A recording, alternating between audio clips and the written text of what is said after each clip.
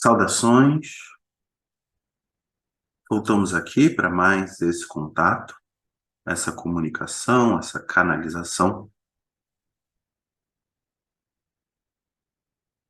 percebendo a importância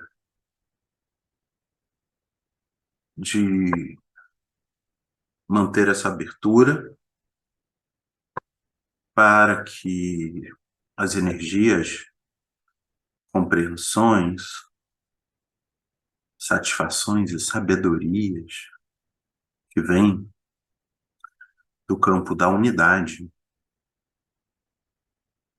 para vocês e para todo o planeta. É importante destacar que a abrangência deste trabalho e desse estudo não é algo para ser destacado, enfatizado, amplificado, no sentido de considerar que essas energias são, embora novas, destinadas a quem pode receber.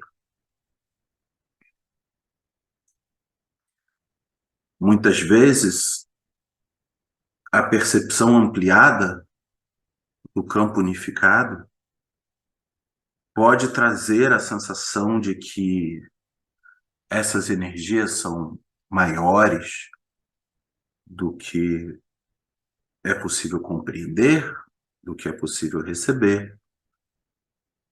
Mas saiba que cada um, em cada momento, recebe apenas aquilo que pode receber.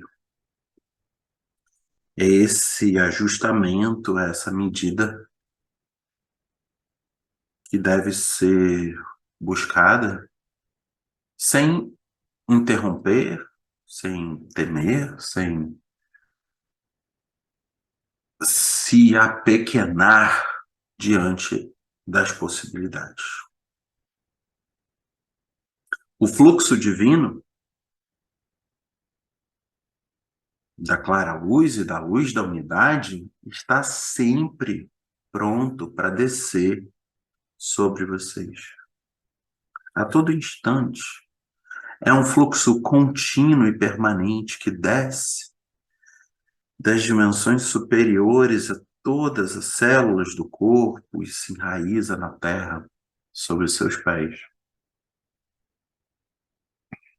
circulando, vibrando. Mas como muitos dos medos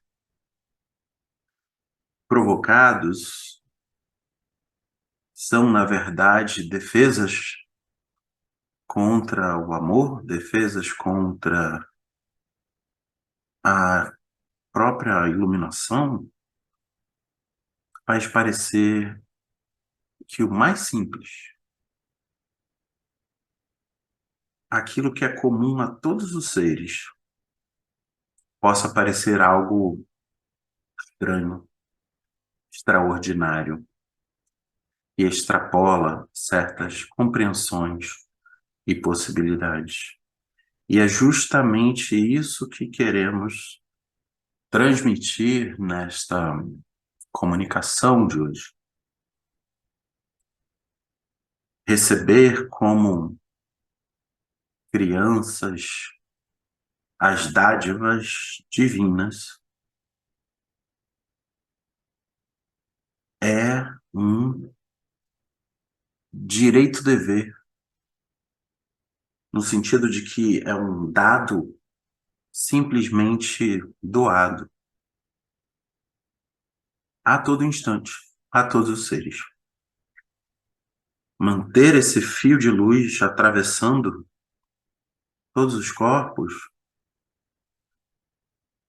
é a experiência mais natural de pertencimento ao universo, de participação no cosmos. E essa energia que pode chegar com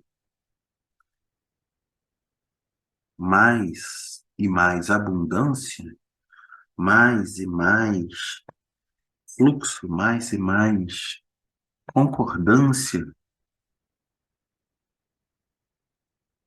só precisa dessa abertura, desse silencioso sim que recebe permanentemente. Essa é a principal lição de hoje. Não é preciso, ou mais, é mais do que preciso sustentar e permitir continuamente a descida dessa luz. Essa luz não é uma doação nossa,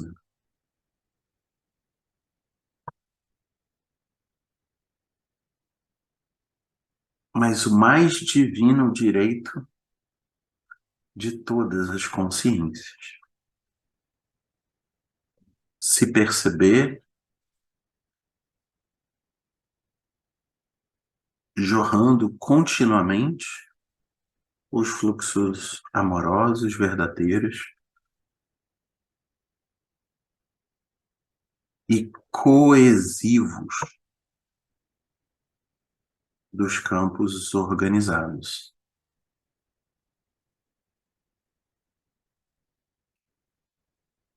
Se num primeiro momento isso gera ajustes, se num primeiro momento gera uma certa organização, uma certa remoção dos fatores desorganizadores, isso é feito como um processo natural de trazer luz e mais luz que clareia e mostram e revelam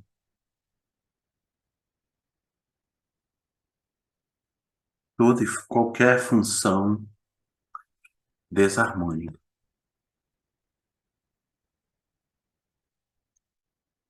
Então, sabendo que nós não temos nada para dar que já não seja vosso, e já não estivesse sempre presente,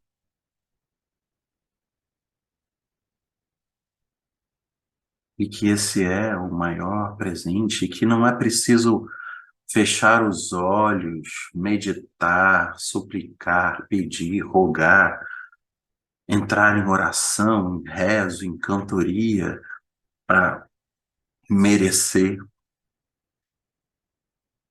o que sempre foi seu. É essa simplicidade simplificada, é um simples dizer sim, sem palavras. É uma aceitação primordial de vir a ser o ser em si. Então, esse é o sentido dessa comunicação de hoje. Manter e lembrar dessa natureza maternal que jorra o néctar, a luz permanentemente sobre nós.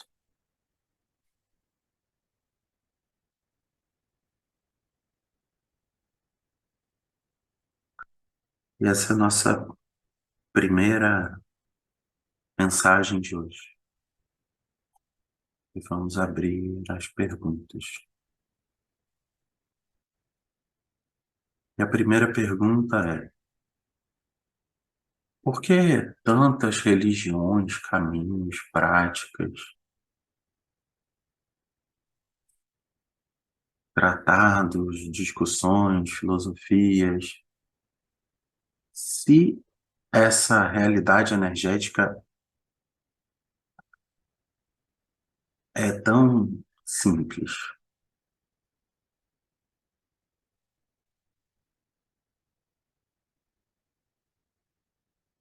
A questão é o esquecimento.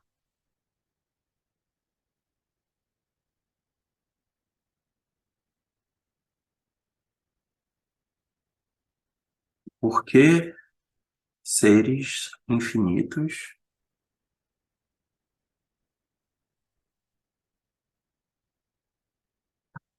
emergem em realidades autolimitantes que os fazem acreditar ser possível estar separados?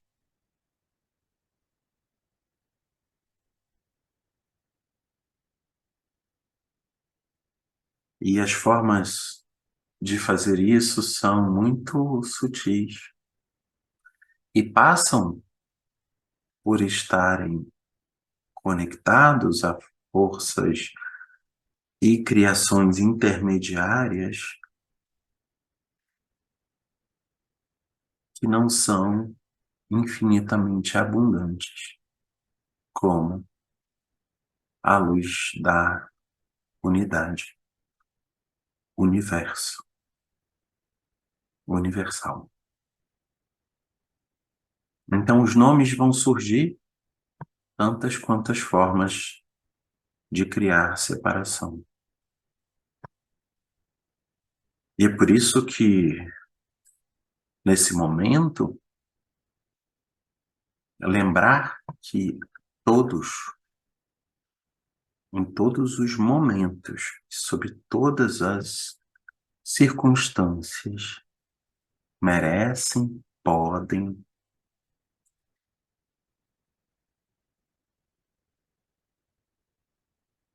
e têm o direito dever, no sentido de que é um fator intrínseco, não há uma separação. Não pode ser dado o que sempre foi seu. Não é seu direito aquilo que sempre foi seu. Nem pode ser seu dever ser quem você é. Por isso, essas palavras, embora emprestem uma resolução,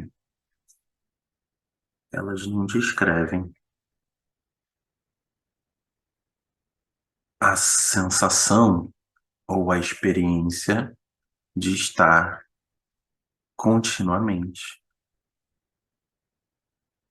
no coração, na mente, no corpo, nas células, em todas as formas de criação conectadas, partidas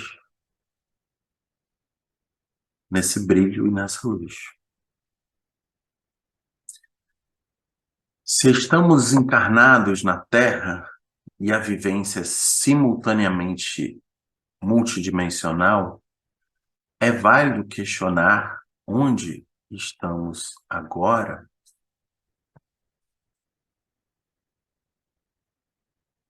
Toda inserção no espaço-tempo permite a pergunta sobre as suas coordenadas, o seu lugar, a sua posição relativa a outros seres e inteligências, memórias e temporalidades. Mas essas formas de percepção, elas, embora sejam divertidas, elas podem colaborar para tomar o relativo pelo absoluto. Porque só com a perspectiva do absoluto é que é possível voltar para a criação Lembrar que todas as formas de tempo, todas as formas de memória, todas as formas de percepção na consciência não são mais do que a própria luz. Mas essa iluminação do mundo, ela deriva desse reconhecimento, dessa dádiva, dessa graça permanente. Então, sim e não. Sim, o mundo relativo é uma ilusão, até perceber a consciência da unidade. Depois disso, o mundo relativo não é mais do que um fruto criativo infinito da própria consciência da unidade. Então, mais do que onde, é quando, no sentido de o quando enquanto percepção da unidade. Porque a unidade, ela é alfa e ômega, princípio e fim reunidos e colapsados. Tudo que é possível ser, o universo em você é, potencialmente. Mas da perspectiva da unidade, é em todas as possibilidades de ser. Então, essa é a reflexão sobre a sua questão. De que forma prática um grupo de estudos como o nosso auxilia nos processos coletivos ou individuais do planeta? Uma escola esotérica, como a que estamos todos operando, ela serve para criar pontes entre fontes de saber, energia e consciência, até então não disponíveis, para serem então ancoradas, para serem então trazidas, sempre para a experiência individual e coletiva.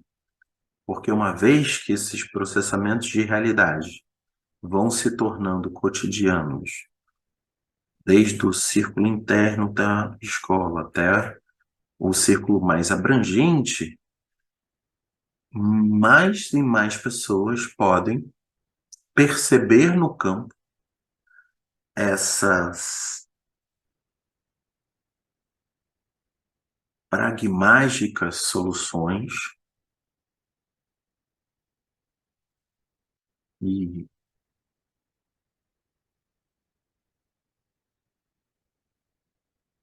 simplesmente se permitir criar em consonância com esses estados. A experiência coletiva, tanto do pensamento quanto da alma, permite que esse sonho se compartilhe. Então, assim como uma célula comunica-se com todas as células ao redor, também uma escola permite que isso aconteça através dos campos de luz, das formas de criação de uma praxis que se revela como campo magnético novo, que ajusta velhos saberes, velhas formas de existir com soluções mais simples.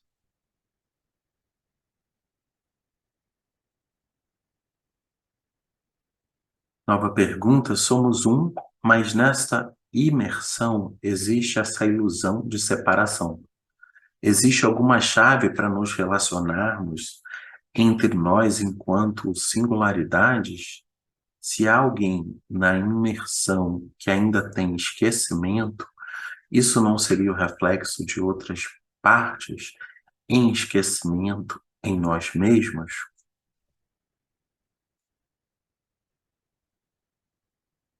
Sim, da nossa perspectiva, todos os seres estão constantemente conectados, iluminados e realizados. É possível para nós, entretanto, compreender que durante um sonho você pode acreditar que as suas circunstâncias são diferentes do que a natureza real da unidade. E assim como você pode escolher participar dos sonhos de outros seres, enquanto experiência criativa, outros seres podem escolher participar dos seus sonhos. Mas isso não traz nenhuma possibilidade de converter a ilusão do sonho na percepção do despertar. Mas então o mundo é uma ilusão, é maia, é esquecimento? Não. De novo, congruente com a resposta anterior, antes de reconhecer a unidade, ou, como diziam os antigos, antes de entrar no rio, o rio era apenas um rio. A sua percepção do mundo antes da percepção da unidade se torna um fardo, uma fragmentação, um campo de sofrimento, ilusão, separação. Uma vez que a unidade ilumina internamente seus sonhos, é possível perceber que só existe criação amorosa, luminosa em tudo ao seu redor.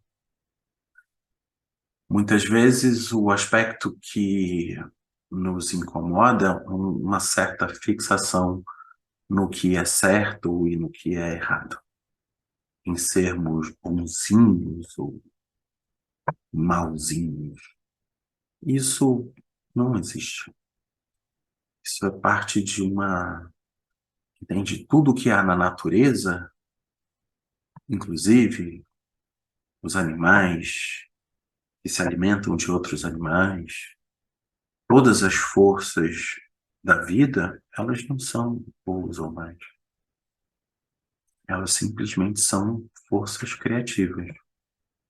E às vezes, para criar, é preciso destruir, e às vezes, para recriar, é preciso separar os bloquinhos de luz para recompor. E essa é o que a percepção da unidade nos traz, é a possibilidade de parar de negar o mundo. É possível viver com a consciência da unidade aqui no planeta o tempo todo? É exatamente isso que nós viemos ensinar.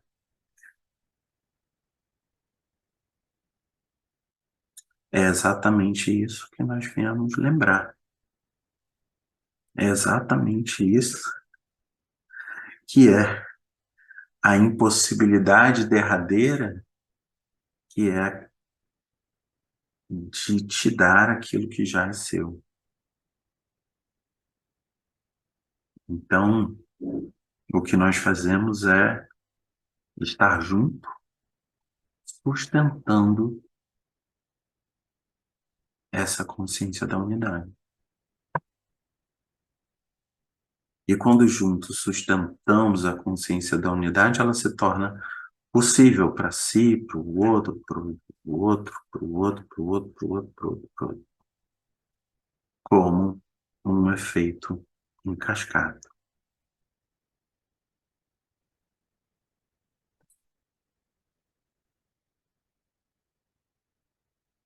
Se a transcendência, pergunta, nos liga à fonte, à unidade, por que quem se ilumina não permanece na experiência da unidade o tempo todo?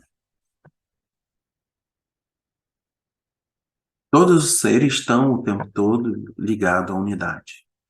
A pergunta se refere a por que esquecemos disso em alguns momentos.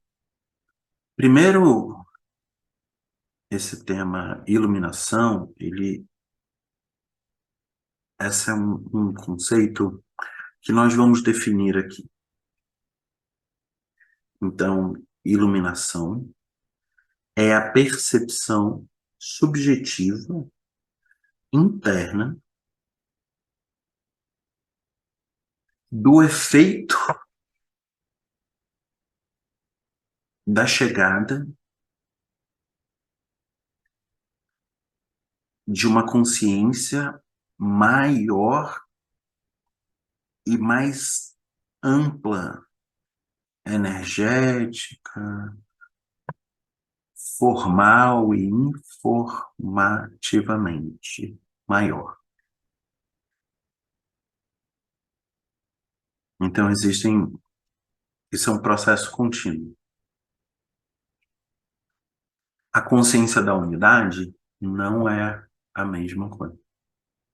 A consciência da unidade, ela pode chegar, inclusive conduzir o processo de iluminação. A consciência da unidade, ela não chega como graça, como bênção, como descida, como influxo criativo permanente. E que pode, aos poucos, ir levando todos os atores internos, todos os agentes internos, todas as forças vitais da mente, da alma e do espírito a essa clareza interna.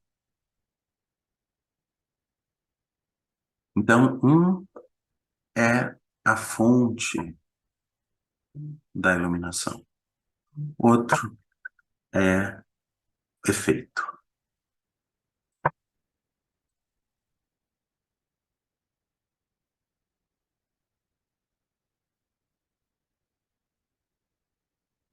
Então, quero agradecer a todas as perguntas, todos que receberam essa mensagem, todos que ancoraram essa mensagem, e saber que estamos sempre presentes. Estamos sempre sorrindo, compassivamente, assistindo. Todos vocês, e cada um,